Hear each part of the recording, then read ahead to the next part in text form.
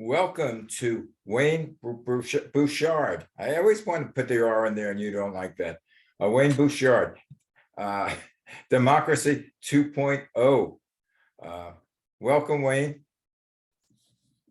Good afternoon, Malcolm. How are you? Okay, and by the way, I forgot to say we're on malcolmpresents.com, and it's a new internet streaming platform that has a variety of shows, so tune into all of them, but especially to Democracy 2.0, because we have a lot to talk about. And by the way, we started the show and I had a power failure, so we have to start all over again, but that's a life in the big leagues.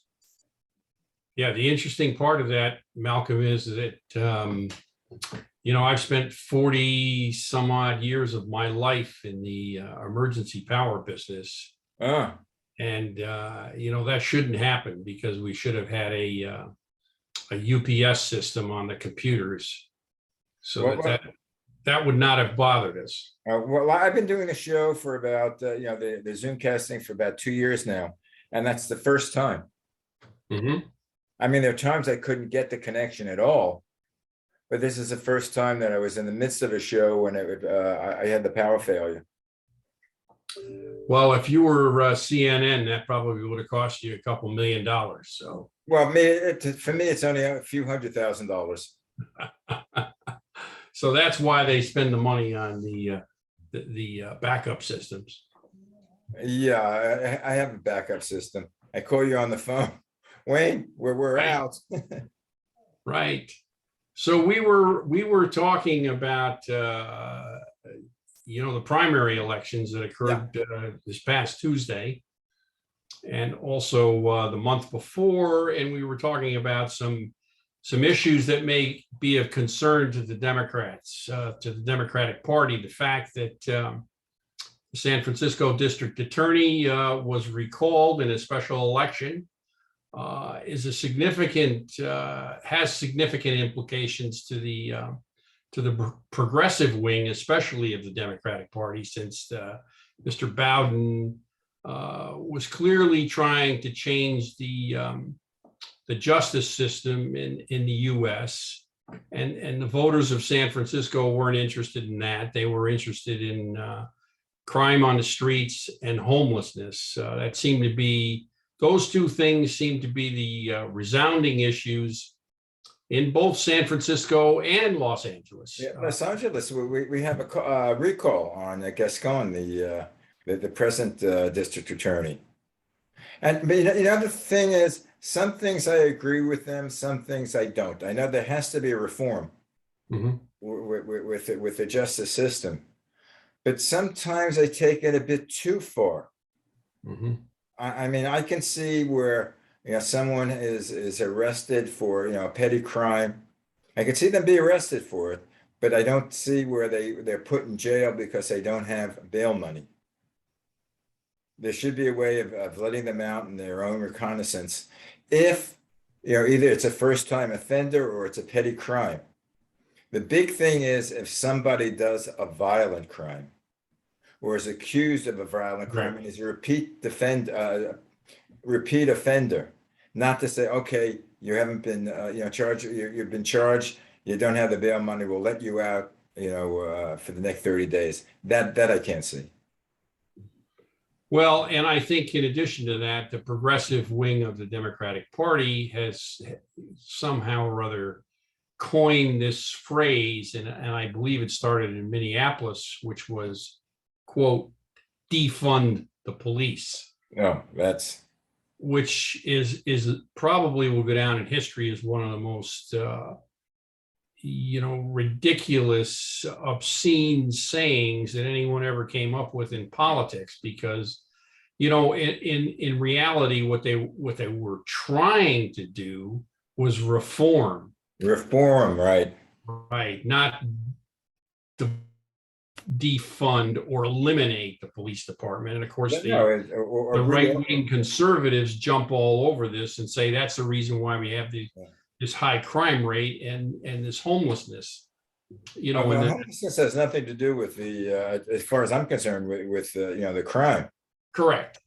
But it does it does generate additional crime because there's some petty crimes that occur when people are out on the streets living from day to day, and they don't have any food to eat, they don't have a place to stay, they don't have a bathroom, and the list goes on and on and on. What I think of, and this has been my opinion for years, not only legitimize the marijuana, legitimize all narcotics and control them.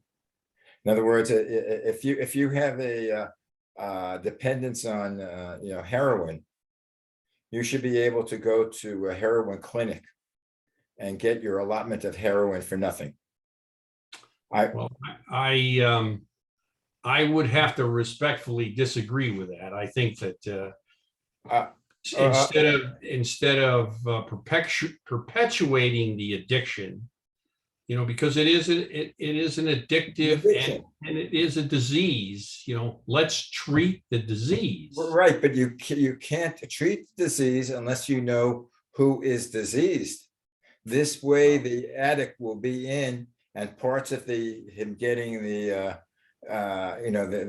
free heroin is that he would go under a therapist and treat him like that. But you have to know who he is. This way we would know it.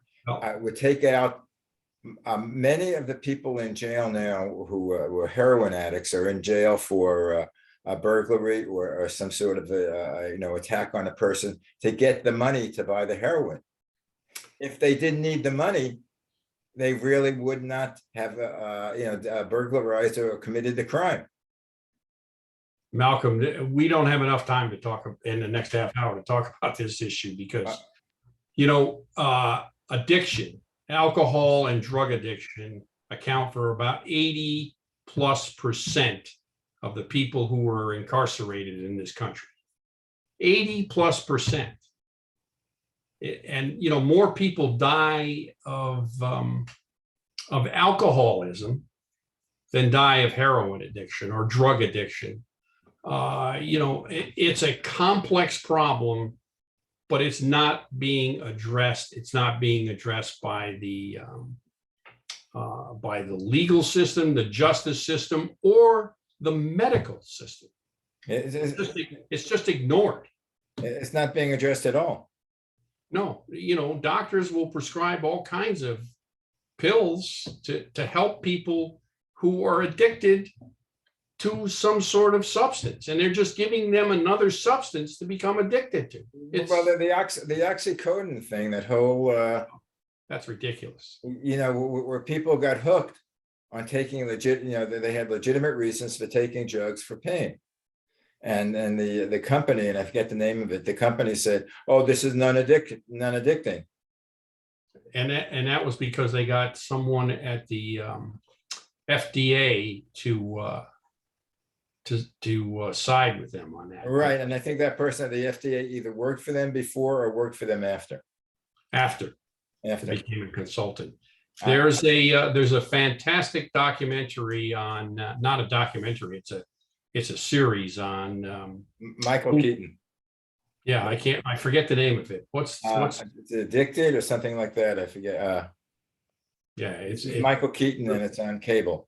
Yeah, and you watch that and you just want to scream. But let's get back to politics. That's all part of everything involved with politics. Yes, it is. That's true. Well, there were several takeaways from this from these primaries. In addition to San Francisco and Los Angeles.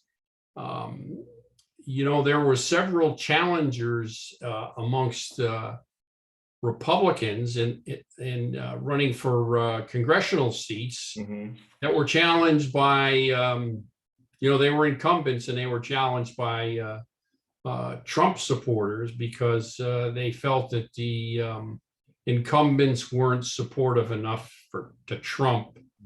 And all in all, they basically survived these challenges, and that was significant news. And on another note, it was a really terrible night for outsiders and progressive candidates in the Democratic Party in New Jersey, which is where I happen to live, they all lost, and the old time party politicians held on to their seats, and they were clear, resounding victories. So that was a significant development in the primaries. Another really interesting one was there was a primary in Iowa, and this A.B. Finkenauer, who at one time was a hero in the Democratic Party, and obviously she lost again, and she's crashed and burned for the third time, so she's done. And in Mississippi, there was a Republican who faced a revolt from within the party, the Republican Party, and he lost his seat. They threw him out because he was involved in some ethical violations. But the key takeaways from my point of view from the primaries is that the Democrats need to pay attention. They need to pay attention, and they have to ask themselves, how do we broaden our appeal to these working class voters that we've neglected for the last 20, 30, 40 years? The non-college educated white worker feels like they've been abandoned by the Democrats, and now they're looking to Trump. Well, I don't know about looking to Trump, but I think they're looking away from Biden. And tell you the truth, I'm a bit disappointed in Biden. On several roads. I believe in his policies. Mm-hmm. I believe in what he wanted to do, but he's been ineffective in getting it done. And there are many reasons for being ineffective, but the bottom line is he has been. And in his watch, gas has gone up in California. It's about $6.50 a gallon now. I don't know about New Jersey. Mm-hmm. And this whole thing with the baby formula is outrageous. Where his cabinet or people have closed. What was the Abbott factory that did the baby formula, and they did 80% of the formula, and he didn't find that out till April. Yes. I mean, that's, heads got to roll on that one. Yeah. How could you knock out 80% of baby formula and not have a backup? Right. I mean, that's and why do we only have one factory that manufactures or produces baby formula in the country? But that's poor administration. Well, it's also because the corporations, American corporations, have farmed out their our needs to foreign countries. Yeah. So we don't have the facilities here in this country any longer. I alluded to the fact that earlier, in my profession, there's only one factory in the U.S. that produced this certain electrical product that's in almost everything. It's called a bus bar, and it's a connection. It's a terminal point. There's only one factory, and it burned to the ground, and all the other factories are overseas. And there's another factory in the UK, and they were operating at 90% capacity. They could not take on all of the US's capacity, so we had to go to China because our manufacturing companies farmed out all that work to China 20 years ago. Yeah. Well, the big thing, of course, in China is the computer chips. Correct. A lot of the products that we have, whether it's electronic or cars, we can't manufacture because we don't have the computer chips. Why the hell didn't we have a computer chip factory here? We had them here. We shipped them all overseas. Right. They used to be here. They used to be here, and there's a handful of the Google, Intel, Apple ex-executives that are trying to put together a company. As a matter of fact, they just signed all the paperwork with the state of New York, upstate New York. They're going to put a factory up there and produce these new silicone carbide chips, which are Yeah, I used. hadn't heard. But the whole thing is, this is all happening under the Biden administration, even though he's not responsible for it. This has happened. The big business has been, well before Biden got in. But he inherited all this, and everybody looks at him and says, "Oh, the inflation is your cause. You caused it." Yes, and it has gone on since Ronald Reagan. Right. It's going on at least 20 years. Well, Yeah, 40 years. 40 Do you years. know that all of the oil companies, we at one time were self-sufficient because we were pumping out oil by the, millions of gallons on a daily basis. And then the price of oil went down and all these companies shut down all these wells, and they will not start up these wells again because they don't want to invest all that money. They're going to have to invest money, and they don't want to do that because as soon as the crisis is over, they're going to have to shut down the wells again, and they're going to lose money. Well, Biden is between a rock and a hard place. I mean, there's the shortage of oil, which I don't fully understand, because how can there be a shortage of oil and the gas prices go up, and the gas companies say they're not making any money from it, but yet they have their gross is bigger than ever. Each month it expands, but they say, "Oh, we're not taking advantage." How the hell aren't you taking advantage if you're making more money? They're making an obscene amount of money. Their profit margins are higher than they've ever been. And the failure of the Biden administration, in my opinion, is that they have not used what I would refer to as the bully pulpit. Called in all the executives from all the oil companies, call them into a meeting in the White House and say, "Get your ass in gear and get out there and pump some oil out of the ground because we need it." This situation with the war in the Ukraine and Russia, we can't rely on Russia. We can't rely on Saudi Arabia or Iran. We need our own domestic supply of oil, and it's there. They just need to pump it out of the ground. Yeah, but the thing, that's between a rock and a hard place, but because the climate change, I mean, basically, I would say 70-80% of the scientists, or even more than that, blame it on the carbon footprint. So therefore, we have to know, that you have to get off the reliance of gas, of oil to do the power.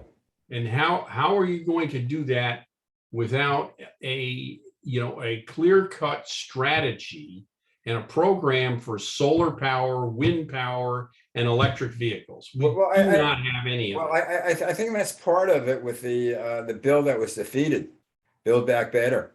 Correct. Which has been defeated by 1 or 2 senators. Senator Munchkin. Yeah. Wait a minute, that's not his name. Munchkin. And Cinnamon, which I call Cinnamon. Yeah, Cinnamon. Cinnamon Rolls and Munchkin.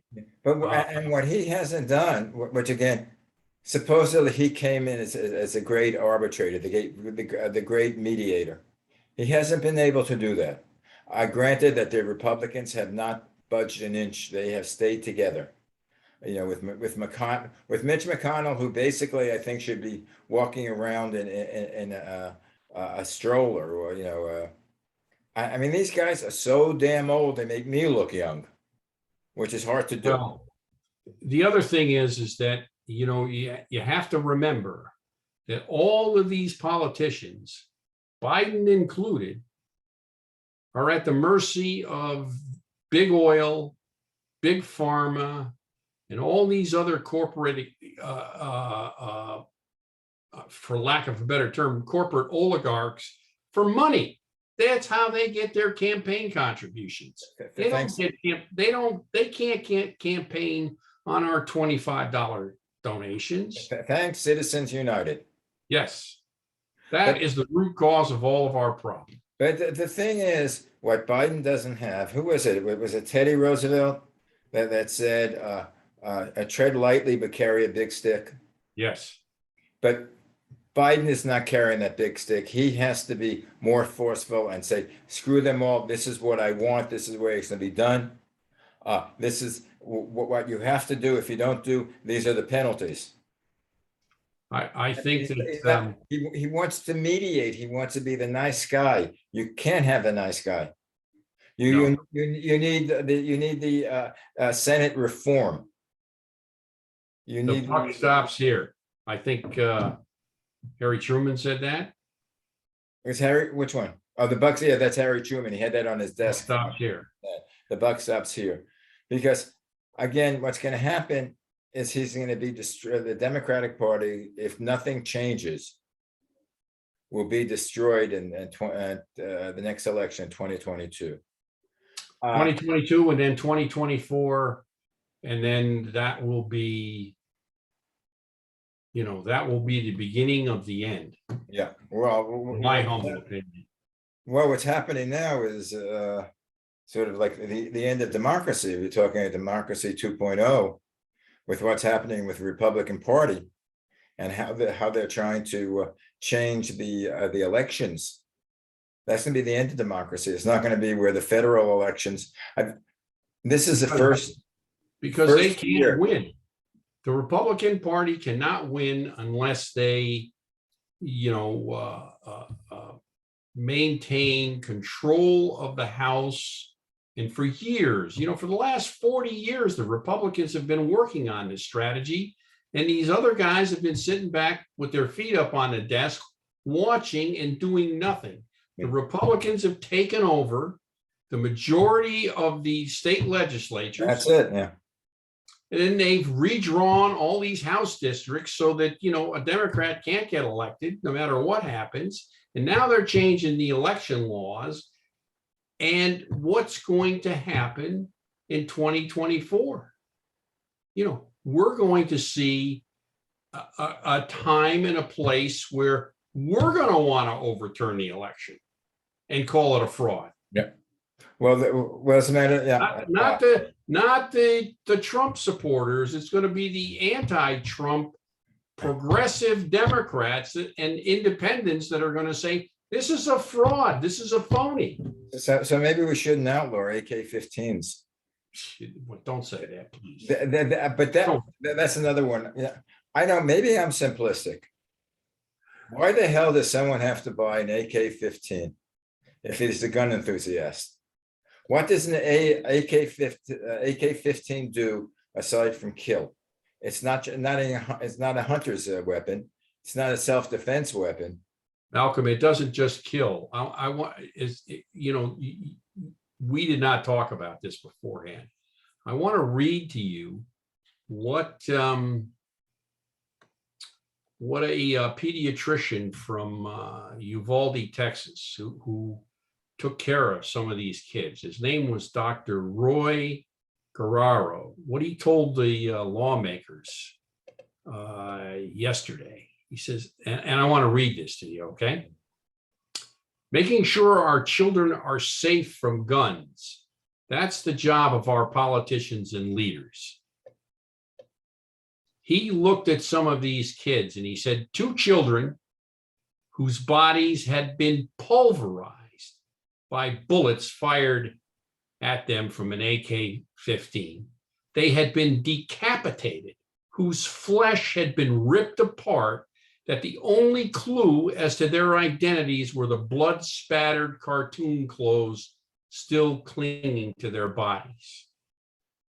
That's what an AK-15 does. Yeah. It doesn't just put a hole in you, it rips you apart.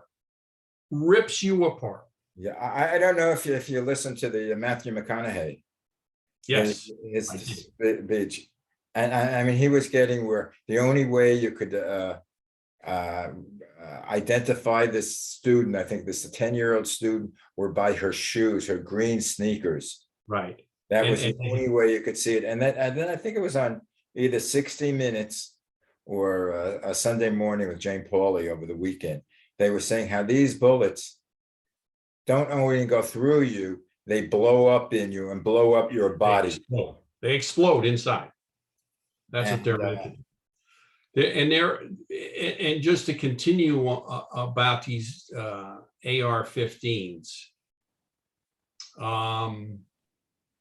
we always talk about the Second Amendment, and I just want to read to you again what the Second Amendment says. We did that. Yeah. Well-regulated militia, Militia. being necessary to the security of a free state. The right of the people to keep and bear arms shall not be infringed. Our security as a free state, what happened to those children? Do those children have a right to live in a free state, free from fear? Our kids are going to school today fearful. Their parents are fearful. Is this a sign of a enlightened democracy that holds itself up as a model to the rest of the world? That is, in the language of a senator from Rhode Island, and I forget his name, that is just pure bullshit. Bullshit. Yeah. Period. Well, the thing is, we're clinging to a document that's basically is good, but when the Constitution was signed, there were a lot of things that weren't around that we have to deal with now. And when the Constitution was signed, this referred to the militia. And in 2008, this same Supreme Court ruled that it wasn't just militia, it was the right of every citizen, right, to have access to weapons. Well, again, but it's the insufficient regulation of guns, and in particular weapons of war. I could have a surface-to-air missile in my garage. Can you? Is that legal? Is what impairs the security of a free state. The security of a free state. We should recognize that. And it infringes on the liberties of all Americans, every single one of us. All right. Well, it's not, as you said, it's not only children that are afraid. People are afraid to go to church. Yes. The synagogue, to shop in a supermarket. Those people in Buffalo, that was a supermarket. To go to a concert. Yes. And you can't buy cigarettes, and you can't can't buy alcohol if you're 18. You have to be 21. Yet you can go in on your 18th birthday and buy an AK-15. What's wrong with that? It's just unconscionable. I think I don't know how those Republicans, those 50 Republicans in the U.S. Senate, how those guys and gals and those 6 members of the Supreme Court, or 5 members of the Supreme Court, that made that ruling in 2008 that allowed weapons of war to be bought by 18-year-old kids, how they sleep it. How the hell can you sleep at night? I don't know. As a matter of fact, isn't there a physiological thing that the brain does not fully develop till you're about 25, that there's certain aspects of the brain that are still being developed at the ages of 21, 22, 23, I'm forgetting what it is, but of responsibility, of long-term, what your actions will do long-term. They think of the immediacy of what happens now. They don't think of long-term consequence. And that's not because they're kids, it's because their brain hasn't developed. But yet I would argue that age probably goes up to up into the 60s and 70s, maybe. But to me, it just don't make any sense.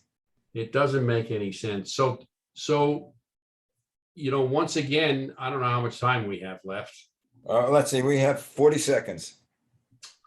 Tonight, we have the public hearings on January 6th insurrection, the coup. How long is the that going to attempted last? coup. How long are they going to last? They didn't say what I know it's tonight at I don't know. But all I know is that the Democrats are going to try and frame this from a media point of view to take our, so that they can, take our attention away from the real issues.